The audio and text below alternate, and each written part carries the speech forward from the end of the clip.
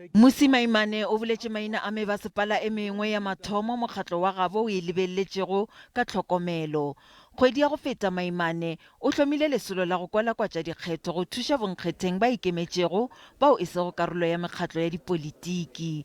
Go sa le bjalo, komiti ya baeletši ba tona ye e akaretšago ditsebi e thwetšwe go hlahla tona ya merero ya selegae mabapi le ka moo e swanetšego go latela kahlolo ya kgorotsheko. Therefore, it is well within that context that as One South Africa movement, given the elections in 2021, that we've identified the first 10 municipalities.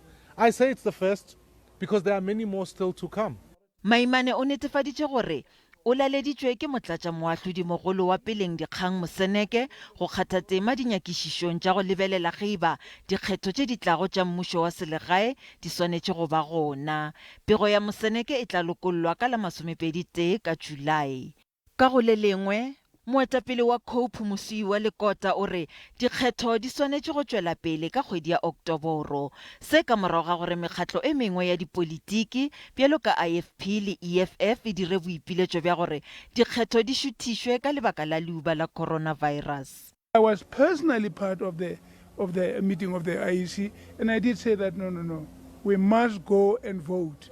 Baetapele ba One South Africa movement ba re ba tla nea bonkgetheng ba ikemetšego le mekgatlo ya badudi tsebo ye ba e hlokago go kgatha tema dikgethong tše di tlago.